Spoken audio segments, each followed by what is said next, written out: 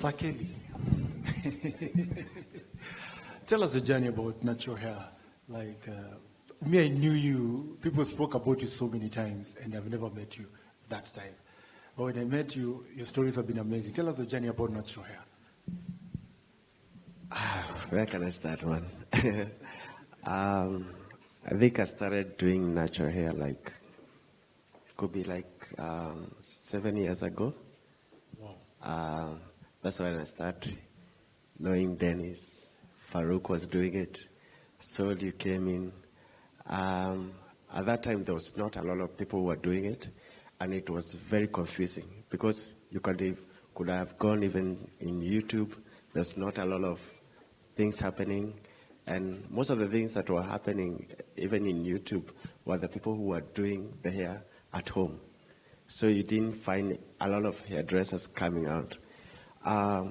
What made me to do natural hair and to love natural hair is that I was doing Caucasian hair, and there was a lot of ladies, my sister, were coming to the salon who had natural hair.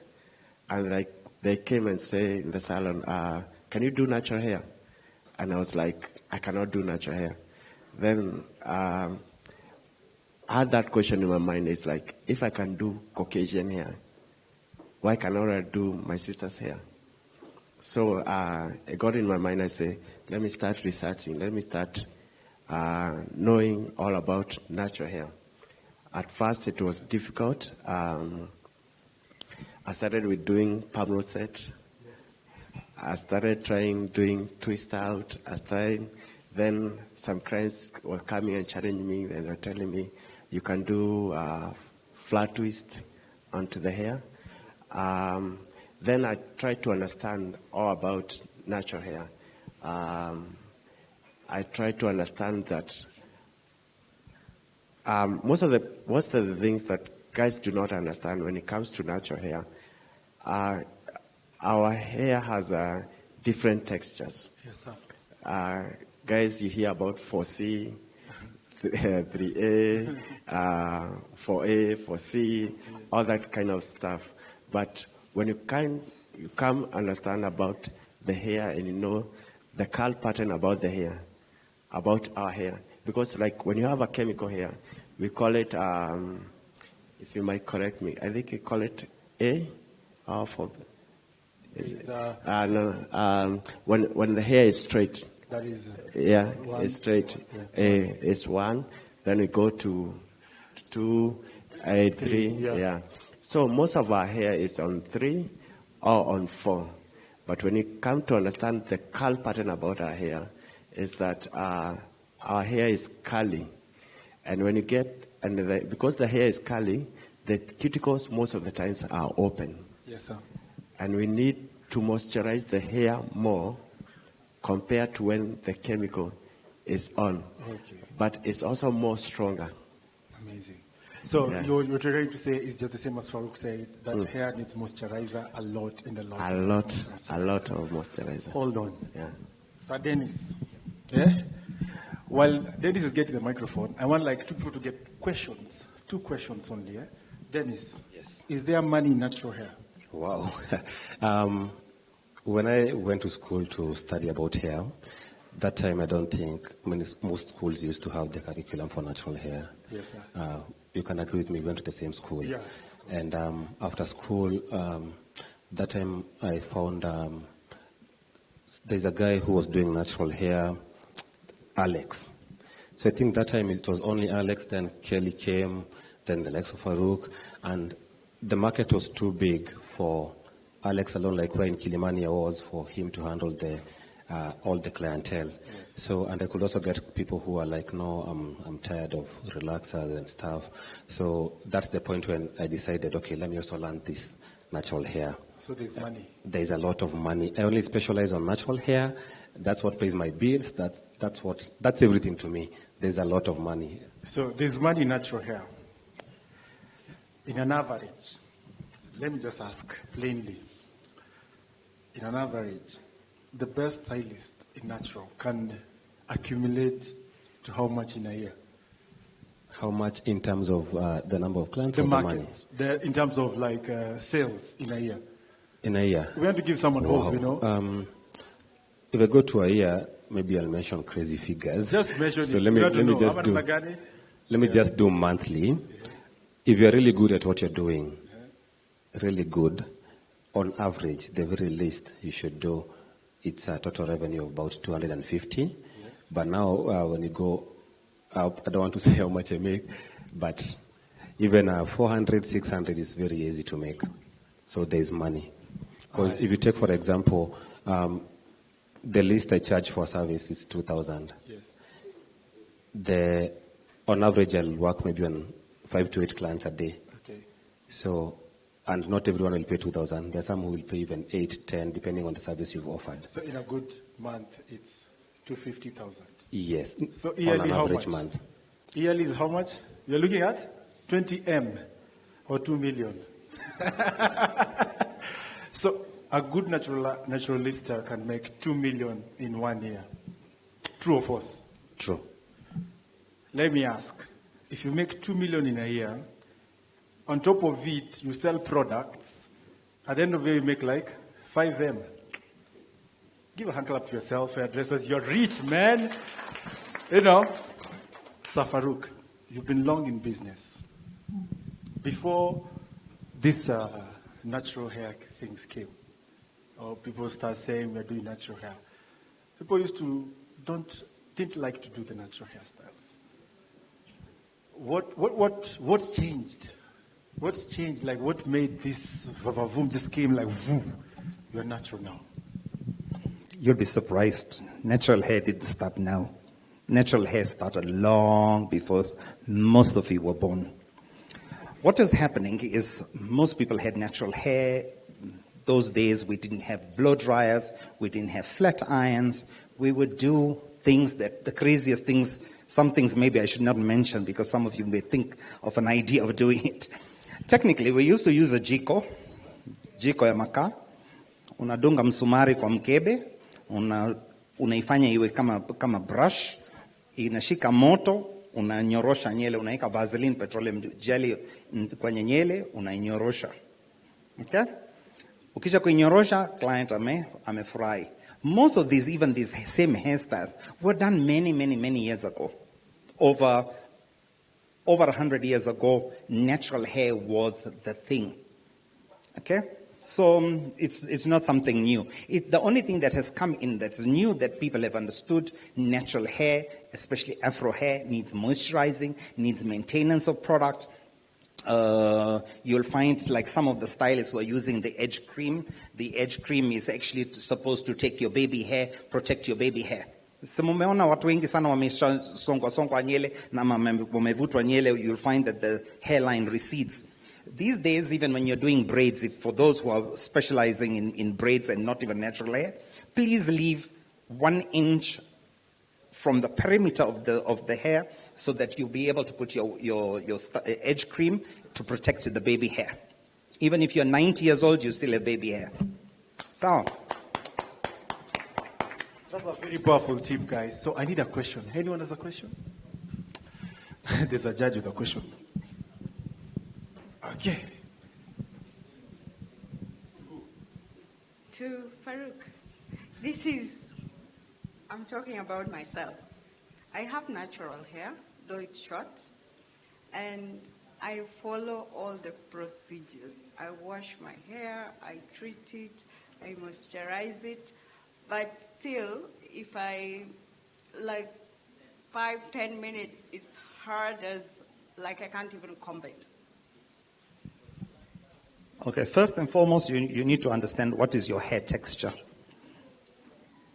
You know, we have A, we have B, we have C, and we have D. And each of these categories are divided into 4 segments. So your hair might be 4D, which is very, very porous. Your hair is super porous. So in spite of you even putting as much moisture as you're putting, it's also evaporating. Again, it's not about the products that you're doing or what you're doing. But again, are you using a towel? If you're using a towel, then of course the towel will absorb all the moisture that you have tried to put back into the hair.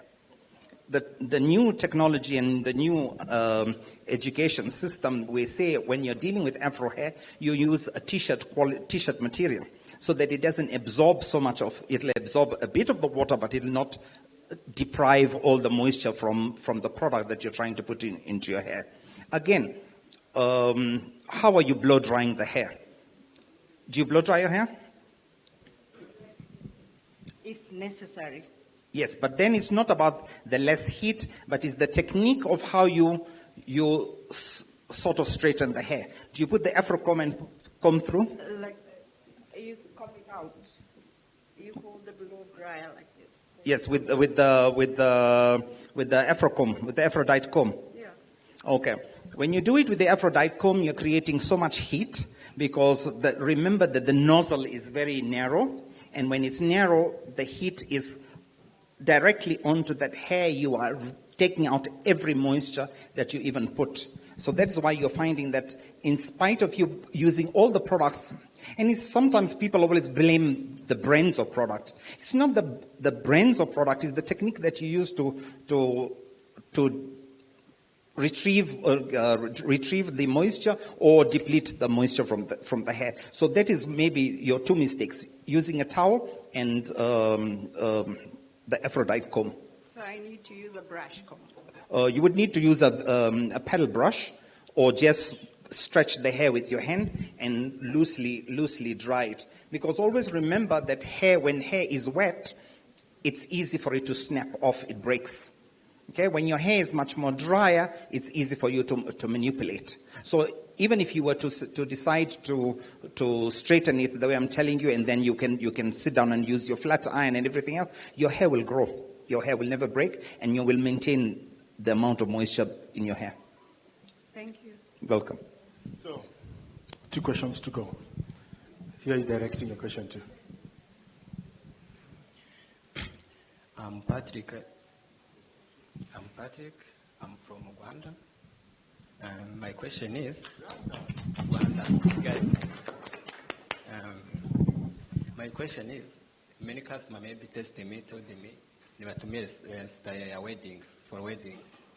And then is a study almost done napatanga, it's for kutumia tongue, even flat tongue. So now I'm asking kama iso tongue, it's bad for anywhere, ama? Dennis, I think that's your question. Is flat iron, heat, stuff like that bad for hair? Okay, before I come to you, maybe I can add something on Letitia's question. Letitia, also what you said that you use all the products but still your hair ends up drying. There are so many products out there, and with natural hair it's also a journey. You get to learn what works well with your hair and what doesn't work. For example, I've discovered most of my clients coconut oil doesn't work well with them because it has a bit of protein, it ends up drying the hair.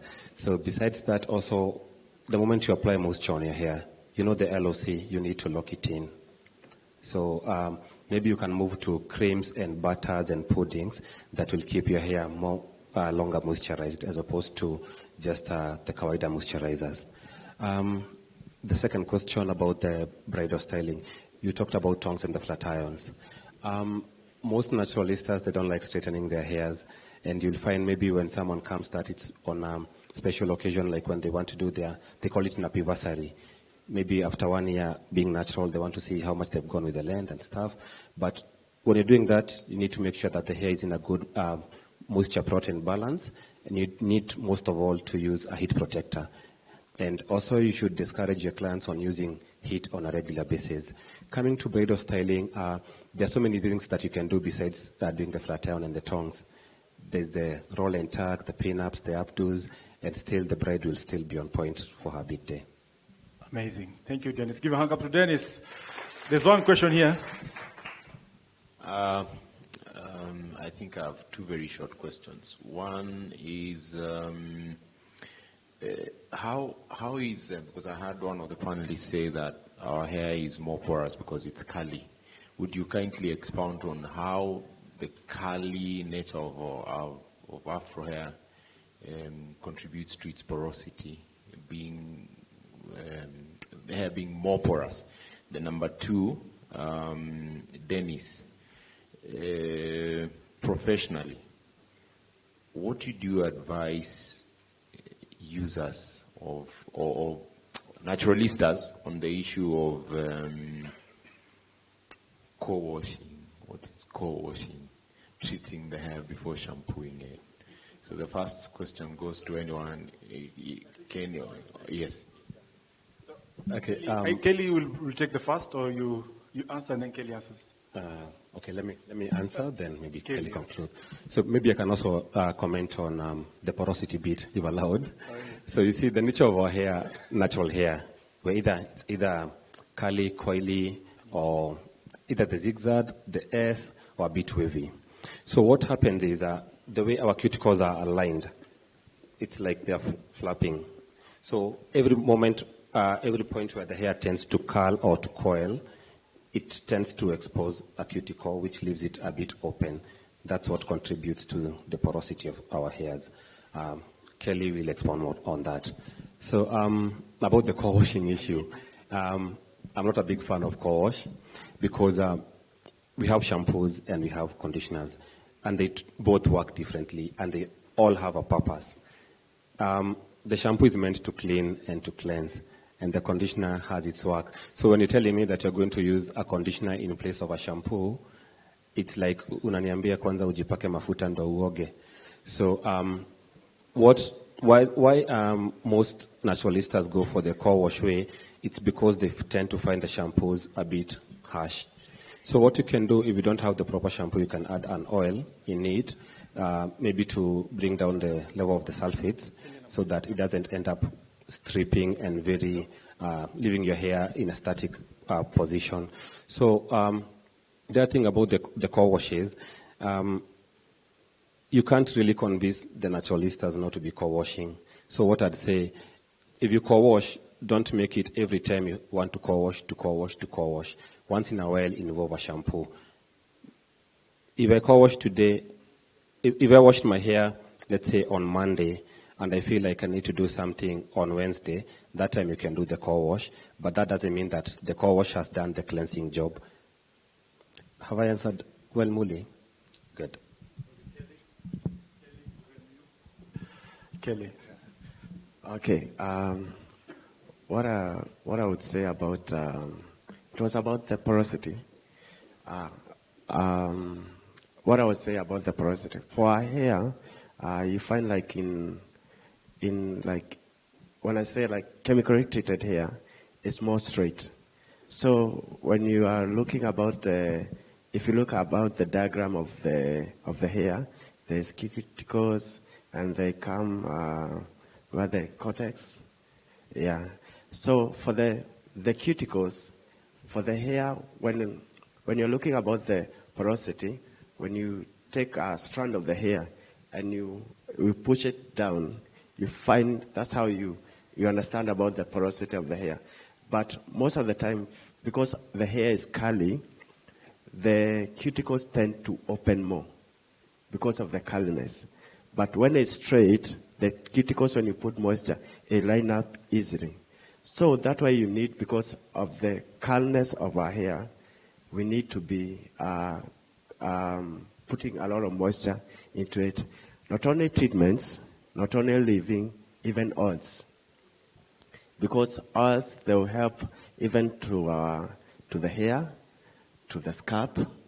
And if you don't have a healthy scalp, most of the time you don't have a healthy hair. And the scalp is where the hair stand to come from. And and also we are talking about the shampoos and the co-wash. When it comes to about the shampoos and the co-wash, I'll prefer to wash the hair because most of the time is when the cleaning is where the cleaning happens. People, they tend to forget that the scalp is the extension of our skin. And most of the time, we wash our skin often, but we don't wash our scalp often. And we need to be cleaning the scalp.